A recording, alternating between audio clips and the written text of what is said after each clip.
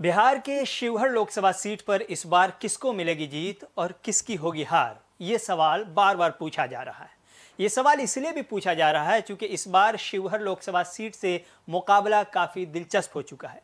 एक तरफ नीतीश कुमार की राह पर चलते हुए ऐन वक्त में पलटी मारकर आरजेडी से जेडीयू में शामिल होने वाले शिवहर के एमएलए चेतन आनंद का पूरा खानदान है, तो वहीं दूसरी तरफ रिटायर्ड आईएएस की बीवी है जो शिवहर के मैदान को अपने नाम करने के लिए जिद्दोजहद कर रही हैं।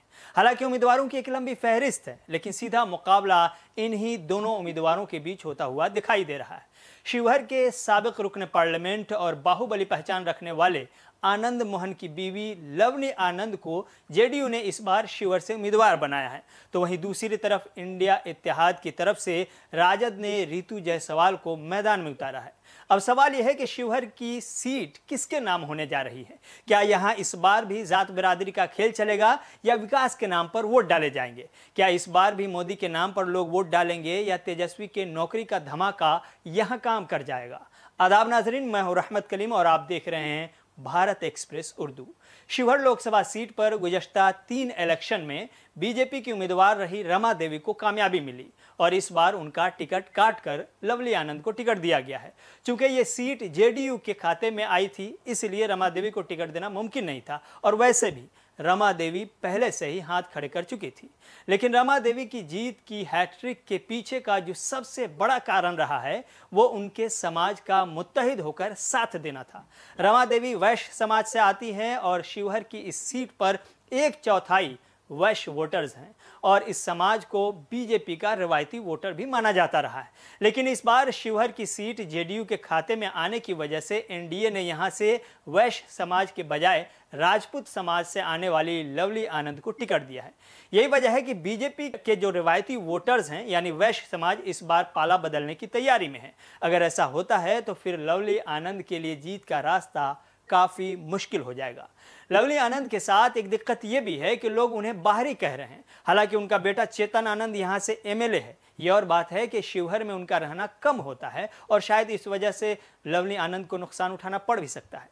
लेकिन जो चीज सबसे ज्यादा नुकसान पहुंचा सकती है वो लवली आनंद का गैर वैश्य समाज से आना है। क्योंकि अब वैश्य समाज के अंदर ये बात होने लगी है कि बीजेपी ने हमें सिर्फ फंड देने तक ही महदूद कर दिया है। हमारी बिरादरी को तभी याद किया जाता है जब कहीं टेंट लगाना हो या भंडारे का इंतजाम करना हो या फिर मंदिर बनवाना हो। वैश्य बिरादरी का यह भी मानना है कि जब मोतिहारी की सीट से राजपूत उम्मीदवार को टिकट दे ही दिया गया है तो फिर शिवहर से भी एक और राजपूत को टिकट देने का क्या मतलब होता है और क्या जरूरत थी इसकी।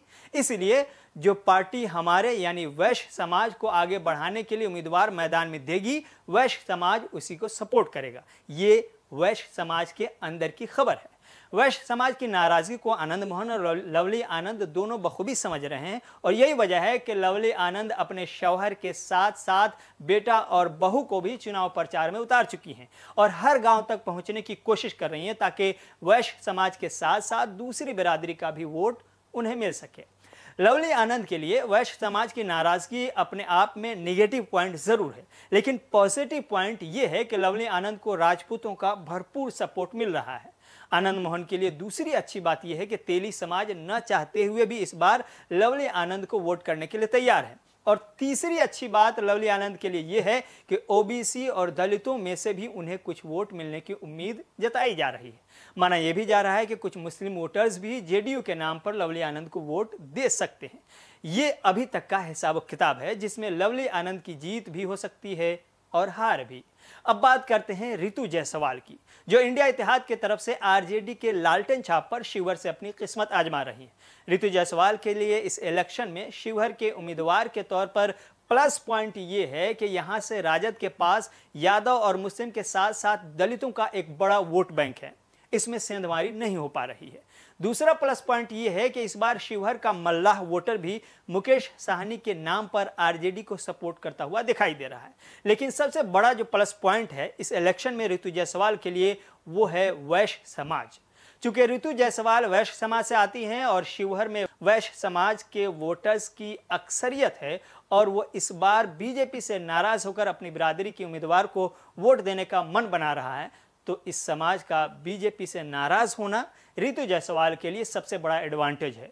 और इसके अलावा रितु जायसवाल की पहचान एक साफ सुथरी जमीनी लीडर के तौर पर है। पढ़ी लिखी हैं और रिटायर्ड आईएएस की बीवी हैं, इसलिए कुछ न्यूट्रल जो वोटर्स होते हैं उनकी पसंद भी ये बन सकती हैं।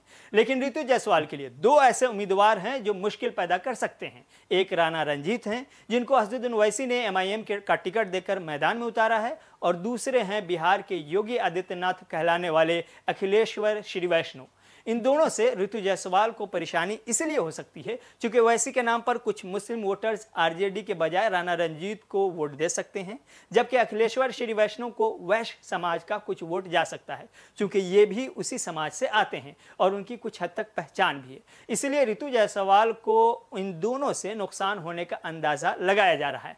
अब यह अंदाजा कितना सच साबित होगा, इसका फैसला 4 जून को होगा। लेकिन फिलहाल वक्त है शिवहर के जात बिरादरी के हिसाब किताब और शिवहर की सियासी तारीख के बारे में जानने का। आपको बता दें कि शिवहर बिहार का सबसे छोटा जिला है। 6 अक्टूबर 1994 को यह जिला वजूद में आया। अलग होने से पहले यह मुजफ्फरपुर, फिर उसके बाद सीतामढ़ी का हिस्सा हुआ करता था। यह जिला 1990 की दहाई में काफी सुर्खियों में रहा। तब उस वक्त यहाँ के दबंग लीडर कहलाने वाले आनंद मोहन का नाम डीएम के कत्ल में आया था। उसके बाद उन्हें उम्र कैद की सजा भी दी गई और नीतीश सरकार की मेहरबानी से अभी वो चंद माह पहले जेल से बाहर आए हैं। वो यहाँ से 2 बार लोकसभा का इलेक्शन जीत चुके हैं और इस बार अपनी बीवी के लिए वोट मांग रहे हैं। शिवहर में 16,86,000 से ज़्यादा वोटर्स हैं, जिनमें 9 लाख के करीब मर्द और 8 लाख के करीब खवातीन वोटर्स हैं। अब जातीय समीकरण की बात करें तो शिवहर लोकसभा में सबसे ज़्यादा वैश्य वोटर्स हैं, जो 25% के करीब बताए जाते हैं। दूसरे नंबर पर मुस्लिम वोटर्स हैं, जो 18% बताए जाते हैं। ओबीसी, एससी और एसटी को जोड़ दिया जाए तो ये 30 से 35% तक पहुंच जाते हैं। और शिवहर में राजपूत वोटर सिर्फ 2 लाख के करीब बताए जा रहे हैं। ऐसे में यहाँ जातीय समीकरण का जोड़ घटाव भी रितु जायसवाल और लवली आनंद के बीच मुकाबले को काफ़ी कांटे का दिखा रहा है। बकिया फैसला आपको करना है, इसलिए दिमाग की बत्ती जलाइए और अच्छे उम्मीदवार को जिताइए। खुदा हाफिज।